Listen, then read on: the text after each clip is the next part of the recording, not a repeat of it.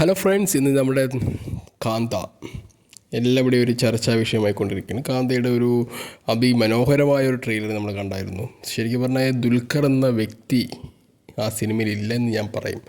കാരണം ഓരോ സിനിമ എടുക്കുകയാണെങ്കിലും ദുൽഖർ എന്ന വ്യക്തി ആ സിനിമയിൽ എന്താ പറയുക, നമ്മൾ വിചാരിക്കുന്ന പോലെയല്ല. കാരണം അദ്ദേഹത്തിൻ്റെ ഒരു അഭിനയ പാഠമെന്ന് പറയുന്നത് വ്യത്യസ്തമായി കൊണ്ടിരിക്കുകയാണ് ഓരോ ദിവസവും നമുക്ക്. കാരണം അദ്ദേഹം ഓരോ സിനിമയ്ക്ക് എടുക്കുന്ന എഫേർട്ടായാലും അതിൻ്റെ ഒരു ഭംഗി നമുക്ക് ആ സ്ക്രീനിൽ ഉടനീളം കാണാൻ പറ്റുന്നതാണ് തോന്നുന്നത്. കാരണം അത്ര മനോഹരമായിട്ടുള്ള കാന്തയുടെ ആ ഒരൊറ്റ ട്രെയിലറിൽ എനിക്ക് കണ്ടപ്പം ആ ഒരു വിവിധ തരത്തിലുള്ള ഭാവങ്ങളും ഇപ്പോൾ ടീസർ വന്നപ്പോൾ ഇങ്ങനെ തന്നെ ഒരു ചെറിയൊരു ഷോട്ടിൽ അദ്ദേഹം ഇങ്ങനെ ചിരിച്ചുകൊണ്ട് പെട്ടെന്ന് ആ ഒരു വേറൊരു വേർഷനിലേക്ക് മാറുന്നൊരു സീനുണ്ട്. അതൊക്കെ അതിമനോഹരമായിരുന്നു. അപ്പോൾ എന്തായാലും ഈ കാന്ത ഒരു ചരിത്രമാകും എന്ന് പറയുന്നതിൽ യാതൊരു സംശയവും എനിക്ക് തോന്നുന്നില്ല. കാരണം അദ്ദേഹത്തിൻ്റെ മുൻകാല സിനിമകളെല്ലാം തന്നെ അത്തരത്തിലുള്ളൊരു സിനിമകളും തന്നെയാണ്. അതിന് ഉത്തമ ഉദാഹരണം പറയുകയാണെങ്കിൽ അന്യഭാഷ സിനിമകളൊക്കെ തന്നെ എടുത്തിരിക്കുന്ന നോക്കുകയാണെങ്കിൽ നിങ്ങൾ സീതാരാമം എടുക്കട്ടെ, ഇല്ലെങ്കിൽ ലക്കി ഭാസ്കർ, അങ്ങനെ മിക്ക സിനിമകൾ നോക്കുകയാണെങ്കിൽ അദ്ദേഹത്തിൻ്റെ എല്ലാം മനോഹരമായ സിനിമകളാണ്.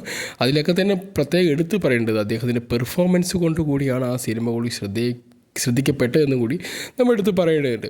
അതുപോലെ തന്നെ ആയിരിക്കും ഈ കാന്ത ഒരു പീരിയോഡിക് മൂവിയാണെങ്കിൽ പോലും ഈ മൂവി അതിമനോഹരമായി നല്ലൊരു പെർഫോമൻസിനും കൂടി പ്രാധാന്യം കൊടുത്തുകൊണ്ടുള്ളതാവും എന്ന് ഞാൻ വിശ്വസിക്കുന്നു. എന്തായാലും കാന്തയും കാന്തയുടെ ടീമിനും എല്ലാവിധ ഓൾ ദ ബെസ്റ്റും പറയുന്നു. നല്ലപോലെ വിജയിക്കട്ടെ സിനിമയെന്നും ആഗ്രഹിക്കുന്നു.